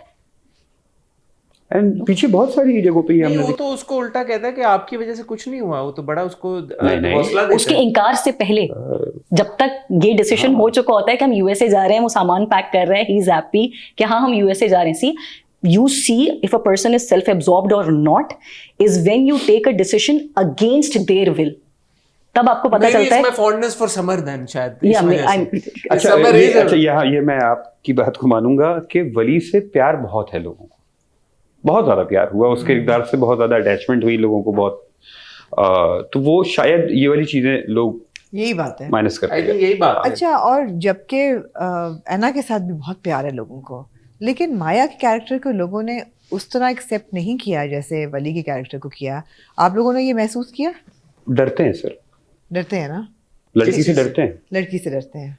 लड़के से नहीं डरता हमारा माशरा, आई एग्री एब्सोल्युटली। लड़के से हमारा माशरा नहीं डरता, मुझे लड़की से डरता पर्सनली है। वो सीन बहुत अच्छा लगा था जब वो उसके बाल ठीक करती है या बस पे उसका हाथ होता है तो वो हाथ पे हाथ रखती है। आई वाज लाइक या I like a girl who you know and she is an adult, why not? Because Maya is not a bechari. Exactly. She was being liked till she लोगों was ने a कहा कि bechari. ओहो teenage romance, young romance, आप लोग तो फहाशी फैला रहे हैं। लोगों ने कहा ये कि आप फहाशी फैला रहे ये हैं। फाशी है तो जो हम देखते होंगे। मुझे 90s में याद है कि मैंने इस तरह की गुफ्तगू सुनी है अपने इर्द गिर्द कि अगर कोई लड़की जॉब कर रही हो, इंडिविजुअल एज आइडेंटिटी बना रही हो, तो वो आउटकास्ट होती थी फैमिलीज से, लोग एक्सेप्ट नहीं करते थे। आज भी वैसे लोग मौजूद हैं। अच्छा, कुछ जल्दी से शहीर और मिसेस शहीर को सादिया। सादिया के बारे में भी कुछ था कि यार ये कंफ्यूज्ड पेरेंट्स हैं, ये क्या कर रहे हैं। अच्छा, माँ कह रही है कि तुम चली जाओ उससे मिलने, अच्छा लेकिन यहाँ पे मिलना, उस पर भी लोगों ने बहुत एतराज़ किया, यार माएँ ऐसी कैसी होती हैं, माएँ तो ये नहीं कहती हैं अपने बच्चों को कि भाई। किरण शौक में चली गई ये बातें सुन के, आप तक नहीं पहुंची? बट नहीं, कंफ्यूज्ड का वर्ड इज लाइक कहाँ, मैं ये सोच रही हूँ उनको कंफ्यूज्ड कहाँ पे लगे ये नहीं, लोग। सादिया कंफ्यूज तो बिल्कुल नहीं थी। मेरा ये था और बहुत से लोगों का कि जो शहीर का कैरेक्टर है उसका टर्न बहुत क्विक होता है। इतनी जल्दी वो रियलाइज करते हैं कि आई एम एट फॉल्ट और मैं अपनी बेटी को इतना ना खींचूं कि वो टूट जाए रस्सी, तो मैं इसको छोड़ दूं। और नहीं, फिर एक बात ये थी ना, और हाँ। एक बात ये थी कि जब सादिया उसको कह रही है कि ठीक है तुम मिल लो जाके, तो इस पे भी लोगों ने एतराज किया कि यार माँ को कहना चाहिए था कि बेटा तुम घर पे बैठो, दिस इज नॉट ओके, तुम ऐसे कैसे करी। और फिर बाद में जब सादिया सेज कि यार कि I am not happy with this entire situation, ये जो भी हो रहा है, तो इससे बेहतर है कि हम फिर you know we speak to the family, अगर लड़का अपने घर नहीं जाना चाहता तो हम इसको ख़त्म कर दें। वो मुझे तो पर्सनली वो बात सही लगी थी। लेकिन at what point did you try to show कि यार ये ऐसे माँ बाप हैं जो खुद फिगर आउट कर रहे हैं अपनी बच्ची, मतलब अभी वो भी तो पहले बार एक बच्ची को डील कर रहे हैं ना, तो उनका एक्सपीरियंस नहीं है, तो वो देख रहे हैं कि यार अच्छा क्या सही है क्या गलत है, उनको खुद भी नहीं पता, is confuse in that sense. तुम बताना चाहोगे पहले? आप शुरू करें प्लीज। अच्छा तो अच्छा या ऑब्वियसली इस पे मैं एग्री कर रहा हूँ कि वो फिगर आउट कर रहे हैं, वो वैसे पेरेंट्स हैं। अच्छा, बड़ा मजे का रिलेशनशिप हमने शुरू से शहीर और मिसेस शहीर में रखा बहुत हुआ मजे है। का। हाँ, ऐसा नहीं है कि शहीर एक बिल्कुल ही सख्त किस्म का आदमी है, नहीं, वो बड़ा मजे का आदमी भी है। वो पंखे के कैपेसिटर चेंज कर रहा होता है, बीवी सीढ़ी छोड़ के चली जाती है, उनके दरमियान ये भी चल रहा होता है, या उसने कोई ऐसी बात कर दी तो बीवी नाश्ता लेके भी चली जाती है कि बिना नाश्ते के बैठो आज। Yes, because of the patriarchal circle in that household, उसकी फाइनल से है कि जो मैंने कह दिया है वो बस फाइनल है, इसके ऊपर बात नहीं हो सकती। और सादिया भी उसी जगह से निकल कर आई है, उसने भी वही माहौल देखा है। इसीलिए वो जो रोटी पकाने वाला सीन था जिसके अंदर वो एक एक सेलिब्रिटी की थी जिसमें वो खुद से गुफ्तगू कर रही है और वो खुद को चैलेंज कर रही है कि यार मैं क्या कर रही हूँ, मेरी बच्ची खुश है नहीं है, ये क्या होना चाहिए। बताएगी भी क्यों कि क्या मुझे समझती नहीं है, मुझे सपोर्ट नहीं करती। ये सेट ऑफ पेरेंट वही थे जो अभी अंडरस्टैंड नहीं कर पा रहे हमें किस तरफ जाना है। तो इसीलिए इस सेट ऑफ पेरेंट का एक प्रॉपर आर्क है। अब शहीर का जो सडन वाली बात जैसे आप कर रही हैं, अच्छा मुझे लगता है पर्सनली ट्रांसफॉर्मेशन शुरू हो गई थी, ऐसा नहीं था कि ट्रांसफॉर्मेशन शुरू नहीं हुई थी। वलीद के चैप्टर पे ट्रांसफॉर्मेशन शुरू हो गई थी, क्योंकि जब वलीद ने बिठा के उसको एहसास दिलाया था कि आप तो छोटे से आदमी हैं, हम बड़े आदमी हैं और ये है वो है, तो उसे वहां से अंदाजा होना शुरू हो गया था कि मैं गलत ट्रैक पे जा रहा हूं।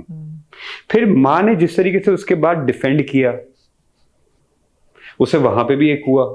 ये नहीं कि एकदम से सडन हो रहा है, उसे सब चीजें हो रही हैं कि बीवी खड़ी हो गई यार आज मेरे सामने, जैसे कभी आवाज नहीं उठाई। एंड बख्तावर ने जो परफॉर्मेंस उसको दी है, आप असली किरदार को इमेजिन करें, अगर वो वहां खड़ा होगा तो उसकी क्या हालत होगी, वो परेशान होगा। फिर सबसे बड़ा जो चेंज पॉइंट बनता है ना, देखिए वो ऐना का सीन सबने एतराज किया कि बच्ची इतना रो रही है, एक बॉय के लिए रो रही है, हिस्टेरिकल हो गई है, हिस्टेरिकल हो रही है, वो छोटी है, वो होगी, टीनेज है भाई। ये सबसे खतरनाक एज होती है, दुनिया की सारी लव स्टोरीज इसी एज में लिखी गई जिसमें खुदकुशियां हुई हैं, एंड में मरे लोग। चाहे वो लैला मजनू हो, चाहे वो रोमियो जूलियट हो, चाहे वो हीर रांझा हो। रोमियो जूलियट अगर मैं पढ़ता हूँ वेस्ट के कल्चर में, वो बहुत सारी जगहों पे ये कहानी मूव कर रही है। आई थिंक वो थोड़ा सा ऐना की परफॉर्मेंस पे भी कमेंट था वो। मुझे कुछ और लगता है, वो बताता हूँ मैं आपको। उसको जो मैंने डरने वाली बात की थी ना कि डरते हैं लोग जरा थोड़ा सा, अच्छा उस सीन के अंदर आप गौर से देखें ना, सबसे ज्यादा शॉट शहीर के हैं, जबकि उसका एक डायलॉग भी नहीं है। तो विजुअली मेरे नजदीक वो बाप वहां मर गया जो देख रहा है कि यार मेरी बेटी, ये क्या हो रहा है मेरे घर में। थोड़ी देर के लिए ना इंसान अपने आप को उस जगह पर रख के देखे, थोड़ी देर के लिए पुट करके देखें। मुझे वो सीन करते हुए हमेशा से, मैं उस सीन को करते हुए हर किसी का ब्रेकडाउन हुआ है। बिकॉज मेरी एक आदत है, मैं कहता हूं यार पहले अपने आप को उस जगह पर डालो, फिर उसके बाद बात करना। आप जरा शहीर की थोड़ी देर के लिए पुट करें, put yourself into that situation.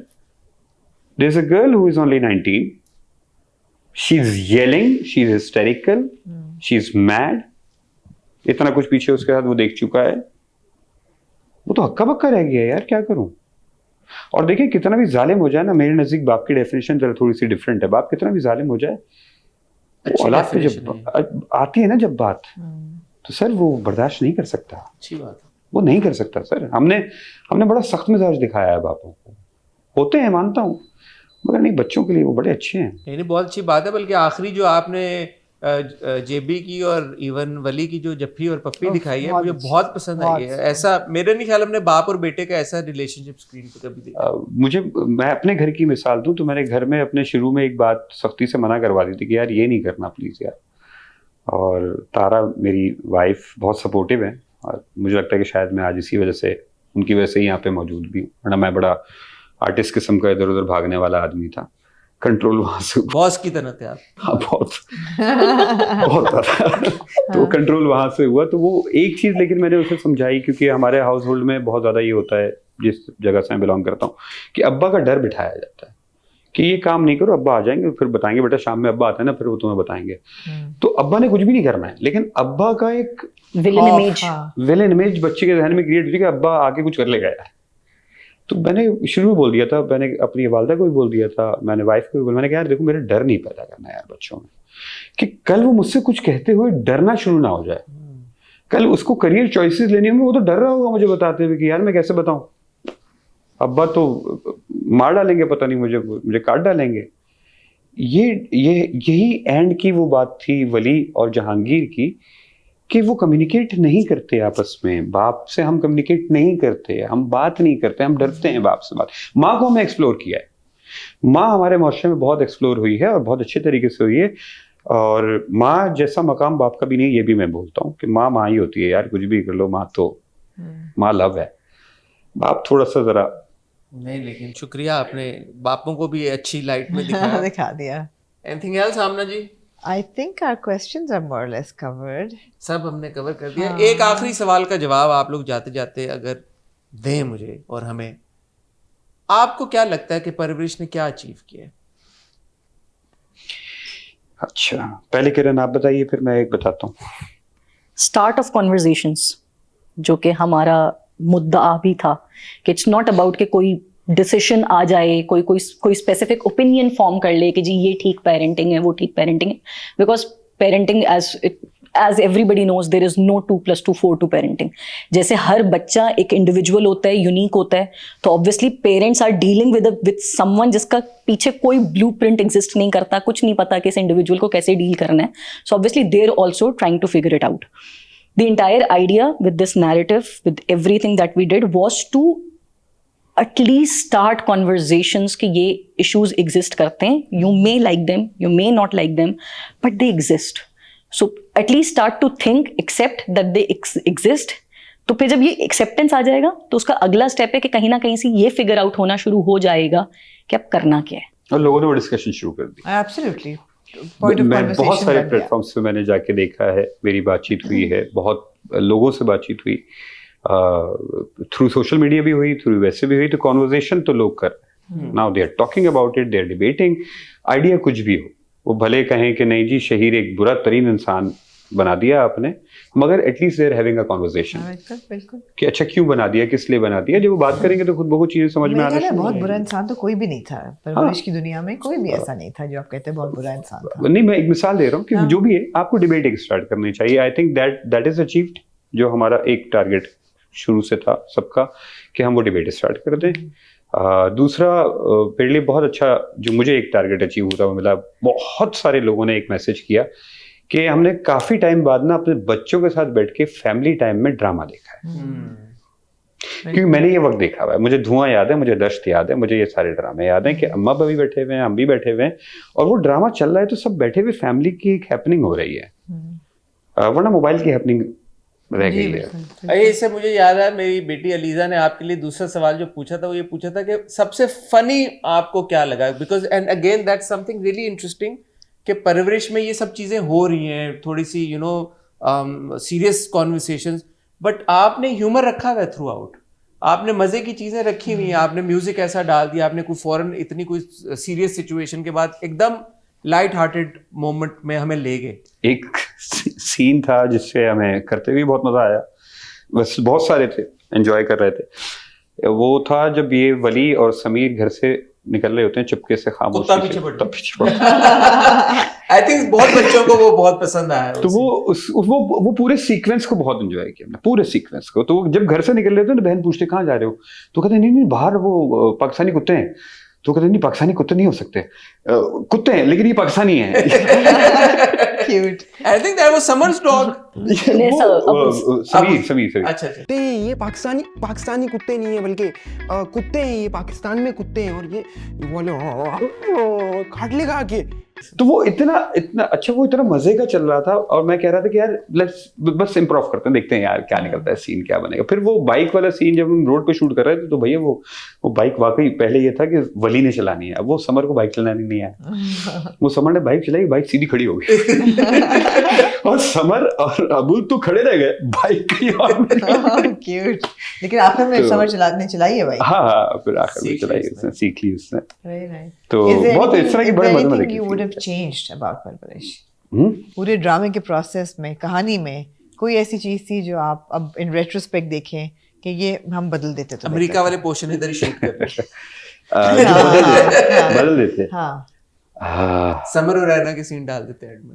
मुझे लगता है कि मुझे एक मौका अगर मिलता कुछ एक चीज चेंज करने का या मैं बदलने का, तो यस, मैं ये अमेरिका वाले पोर्शन की बात करूंगा कि वो होना मेरे नज़दीक बहुत ज़रूरी था।